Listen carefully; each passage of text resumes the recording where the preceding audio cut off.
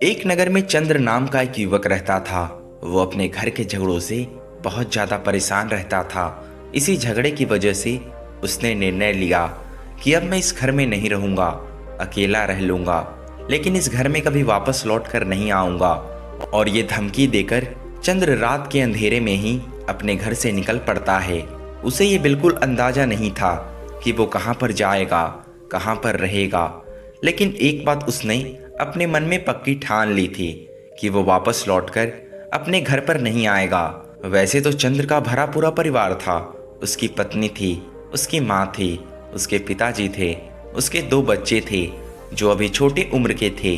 चंद्र की पत्नी दिन में खाली होते ही अपने पड़ोस की महिलाओं के साथ समय बिताया करती थी। लेकिन एक बहुत पुरानी कहावत है कि इंसान अपने दुख से इतना दुखी नहीं होता जितना कि दूसरों के सुख से होता है। कुछ महीने पहले तक चंद्र के परिवार में बहुत खुशी थी। चंद्र की पत्नी अपने सास की बहुत इज्जत करती थी। वो किसी भी काम को मना नहीं करती थी। लेकिन पड़ोस की महिलाओं को ये बात गवारा नहीं थी कि उनका परिवार कैसे खुशी से अपना जीवन जी रहा है। इसीलिए बातों ही बातों में बड़ी चालाकी के साथ उन्होंने चंद्र की पत्नी के कान भरने शुरू कर दिए। एक औरत ने कहा कि आजकल की सास पता नहीं कैसी होती है, सब काम अपनी बहू से ही कराना चाहती, कोई खुद काम करने को राजी नहीं होती। और बहू भी तो एक इंसान ही होती है, वो घर की नौकरानी थोड़ी होती है। दोनों मिल बांट कर काम करे तो दोनों को अच्छा लगेगा, लेकिन नहीं, उन्हें तो बस शासन करना है। इस पर दूसरी औरत कहती है कि मैंने तो अपनी सास से साफ साफ कह दिया था कि अगर साथ काम करेंगे तभी मैं काम करूंगी। ये सुनकर पहली वाली औरत कहती है कि देखो, अगर अपना पति अपनी मुट्ठी में है तो कोई समस्या नहीं होती, लेकिन अगर तुम्हारा पति ही तुम्हारा साथ नहीं देगा तो तुम क्या बोलोगी अपनी सास को। ऐसी ही बातें धीरे धीरे चंद्र की पत्नी के दिमागों में घर कर गई। अब जब भी चंद्र काम करके वापस अपने घर पर लौटता तो उसकी पत्नी छोटी छोटी बातों के लिए अपनी सास की शिकायत अपने पति से करने लगी। इस तरह से घर में अशांति बढ़ती चली गई। और एक दिन ऐसा भी आया जब चंद्र को अपना घर छोड़ने पर मजबूर होना पड़ा। आज की रात चंद्र की आंखों में नींद नहीं थी। वो अपना घर पीछे छोड़कर आ चुका था। साथ ही वो पीछे छोड़ चुका था अपने परिवार को, अपने बच्चे को, अपने माता पिता को। दूसरी तरफ चंद्र की पत्नी को भी बहुत पछतावा हो रहा था। उसे अपनी गलती का एहसास होने लगा था, लेकिन कोई क्या कर सकता है। जब चिड़िया चुग गई पूरा खेत, अब उसके पास पछताने के अलावा और कोई विकल्प नहीं था। लेकिन चंद्र के परिवार को ये डर भी सता रहा था कि कहीं चंद्र आत्महत्या न कर ले। अगर ऐसा हुआ तो वो अपने आप को कभी माफ नहीं कर पाएंगे। अंधेरे रास्ते पर चलते चलते चंद्र को कहीं दूर खेतों में एक कुटिया में थोड़ी रोशनी दिखाई दी। चंद्र उस कुटिया की तरफ चल दिया। उसने सोचा कि आज रात मैं यहीं पर काट लेता हूँ, कल सुबह सोचूंगा कि आगे मुझे क्या करना है। जब वो उस कुटिया में पहुंचा तो वहां पर एक सन्यासी ध्यान कर रहा था। चंद्र कुटिया के बाहर ही बैठकर उस सन्यासी को ध्यान करते हुए देखता रहा। उसके मन में विचार आ रहे थे कि सन्यासी का जीवन कितना अच्छा जीवन होता है। किसी से कोई लेना देना नहीं, कोई परिवार नहीं, बस भक्ति, ध्यान और यही उनका संसार। कुछ देर बाद जब सन्यासी अपने ध्यान से बाहर आए तो उन्होंने कुटिया के बाहर चंद्र को बैठे हुए देखा। उन्होंने चंद्र को अंदर आने का इशारा करते हुए कहा कि भंते, बाहर तो बहुत सर्दी है, तुम कुटिया के अंदर आ जाओ। इसके बाद जब दोनों की बातें होने लगी तो चंद्र ने अपनी पूरी परिस्थिति उस सन्यासी को बता दी। चंद्र ने यह भी बताया कि वो खुद अब संन्यास्त होना चाहता है, इसलिए अगर वो उनको दीक्षा दे सकते हैं तो वो उन्हीं के पास रहकर ध्यान का अभ्यास करेगा। सन्यासी ने उसे समझाते हुए कहा कि भंते, अभी तो तुम गुस्से में हो और गुस्से में लिया हुआ कोई भी फैसला अच्छा नहीं होता, इसीलिए पहले अपने मन को शांत होने दो। उसके बाद भी अगर तुम्हारी यही इच्छा रही तो मैं तुम्हें दीक्षित कर दूंगा। उस रात चंद्र उस कुटिया में ही सोया तो उसके मन में अपने बच्चों की खिलखिलाहट, अपनी पत्नी के हाथ का खाना फिर से याद आने लगा।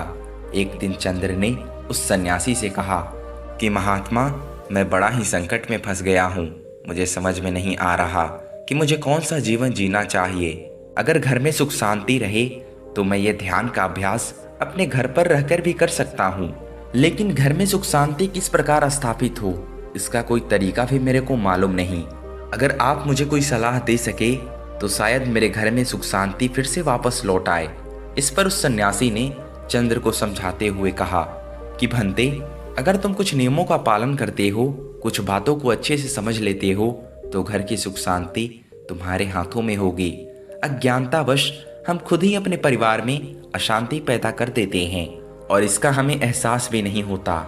सबसे पहला और सबसे प्रमुख नियम जो होता है वो ये है कि अपना खून अपना ही खून होता है। चाहे तुम्हारे किसी से कितने भी अच्छी दोस्ती क्यों ना हो, चाहे तुम्हारा कोई रिश्तेदार ही क्यों ना हो, लेकिन अपने परिवार के सदस्यों की बातों से ज़्यादा महत्व दूसरों की बातों को कभी मत देना। इसी से परिवार में फूट पड़ने लगती है।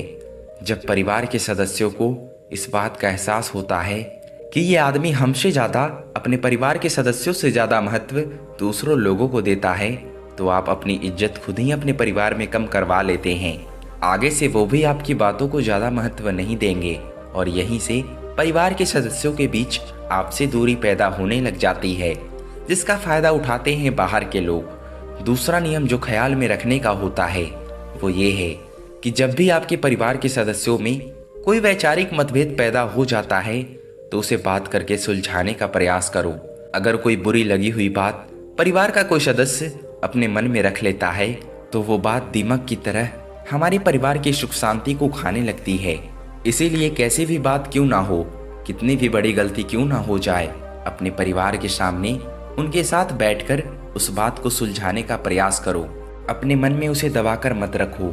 अक्सर जब कोई आदमी गलती करता है तो वो उस गलती को छुपाकर रखना चाहता है ताकि उसे बार बार उस गलती को दोहराने का मौका मिल सके। लेकिन समझने की बात यह होती है कि अगर आप अपनी गलती को दबाकर रखते हैं तो आप बार बार गलती करते जाएंगे और वही गलती आपके परिवार में अशांति का कारण बन जाएगी। और परिवार के किसी भी मुद्दे को सुलझाने के लिए बाहर के लोगों की सहायता लेने की आवश्यकता नहीं है। अपने परिवार के मुखिया के साथ बैठकर उस बातों को खुद से ही सुलझाने का प्रयास करो। तीसरा नियम समझने के लिए तुम्हें यह समझना होगा कि घर में सबसे ज़्यादा अशांति इसी कारण से पैदा होती है। घर में सबसे ज़्यादा अशांति का कारण बहू और सास के मतभेद होते हैं। अगर बहू अपनी सास को माँ के समान और सास अपनी बहू को अपनी बेटी के समान देखे तो ये मतभेद बहुत हद तक कम हो सकते हैं। उस सन्यासी ने चंद्र को संबोधित करते हुए कहा कि अगर तुम अपनी पत्नी का पक्ष लेते हो तो अपनी माँ की तरफ से बुरे हो जाते हो, और अगर अपनी माँ का पक्ष लेते हो तो अपनी पत्नी की तरफ से बुरे हो जाते हो। आदमी को हमेशा दूर ही रहना चाहिए। कम से कम हफ्ते में एक बार सारे परिवार के सदस्यों को आपस में बैठकर बातचीत करनी चाहिए। जो भी समस्या परिवार में चल रही है खुले तरीके से आपस में चर्चा होनी चाहिए, और जो भी सदस्य घर का मुखिया निर्धारित किया गया है उसकी बातों को सभी को मानना चाहिए। जिस तरह से एक देश को अच्छे से चलाने के लिए एक नेता की जरूरत होती है, उसी तरह एक परिवार को भी अच्छे से चलाने के लिए मुखिया की जरूरत होती है। अगर देश गलत नेता के हाथों में चला जाए तो देश बर्बाद हो जाता है। उसी प्रकार अगर परिवार गलत मुखिया के हाथों में चला जाए तो परिवार भी अशांत हो जाता है।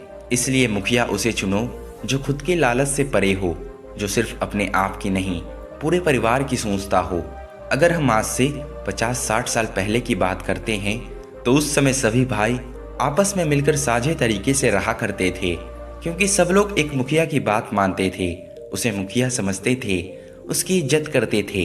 अगला नियम यह है कि अपने परिवार का रहस्य किसी को मत बताना। जो आपके परिवारजनों के बीच बातें हो रही है उनकी चर्चा अपने पड़ोसियों के साथ कभी मत करना, वरना तो लोग आपके घर के रहस्य, आपके घर की कमियां जानना शुरू कर देंगे और सामने आने पर उन्हीं कमियों की वजह से आपको पछताना पड़ेगा। जो बात आपके परिवार की चार दीवारी के बीच हो रही हो उसकी किसी को भी कानो कान खबर नहीं होनी चाहिए। इससे परिवार के सदस्यों का विश्वास एक दूसरे पर से उठने लगता है और समाज में आपकी कमियों की वजह से आपके परिवार का भी मजाक बनाया जा सकता है। अगला नियम है कि परिवार में सिर्फ अपने स्वार्थ के लिए नहीं जिया जाता। परिवार के सभी सदस्यों के लाभ और हानि के बारे में भी हमें चिंता करनी होती है। अगर हम सभी सदस्यों को भूलकर सिर्फ अपने स्वास्थ्य के बारे में सोचेंगे तो परिवार में होने का कोई मतलब नहीं रह जाएगा।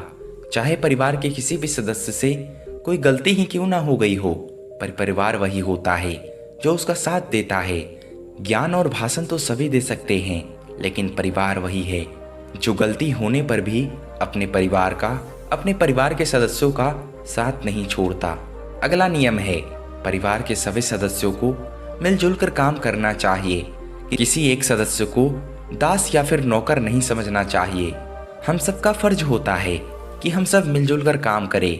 अगर एक आदमी कमाता है, दूसरा बैठकर खाता है, तो ऐसा बहुत दिनों तक नहीं चल पाएगा। गाड़ी तभी सही तरीके से चल सकती है जब उसके सभी पहिए बराबर काम कर रहे हों, वरना तो गाड़ी पलट जाएगी। उसी प्रकार जब परिवार के सभी सदस्य मिलजुल कर काम करते हैं तो एक दूसरे के लिए प्रेम बढ़ता है, एक दूसरे के लिए इज्जत बढ़ती है, एक दूसरे के करीब आते हैं। लेकिन जब एक सदस्य पर ही सारा काम डाल दिया जाता है तो वो अपने आप को उस घर का नौकर समझने लगता है और सभी की इज्जत उसकी नज़रों में कम होने लगती है। यही बात सास और बहू पर भी लागू होती है। बहू के आते ही सास समझने लगती है कि अब तो मुझे काम करने की कोई आवश्यकता नहीं है।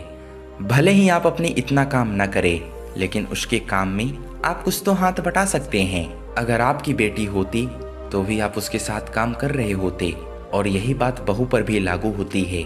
आखिरी बात समझाते हुए सन्यासी ने चंद्र को कहा कि वापस अपने घर लौट जाओ। उन्हें वहां जाकर इन नियमों के बारे में पूरी तरह से विस्तार में समझाओ, ताकि तुम्हारा परिवार फिर से इकट्ठा हो सके। क्योंकि जितना भी तुम अपने परिवार से दूर भागने की कोशिश करोगे, उतना ही दुखी होते चले जाओगे। परिवार के साथ रहकर उनकी समस्याओं को सुलझाना ही असली गृहस्थ जीवन होता है। घर से भाग जाना, उनसे दुखी होकर सन्यासी बन जाना, ये सत्य जीवन नहीं होता। सन्यासी तब बना जाता है जब परिवार खुशी खुशी तुम्हें सन्यासी बनने के लिए मंजूरी देता है। और इसी के साथ उस सन्यासी ने चंद्र को उसके घर के लिए रवाना कर दिया। तो दोस्तों, आपको ये वीडियो कैसा लगा? अगर इस कहानी से आपको कुछ सीखने को मिला हो तो प्लीज़ हमारे चैनल को सब्सक्राइब कर ले। मिलते हैं नेक्स्ट वीडियो में, तब तक के लिए धन्यवाद।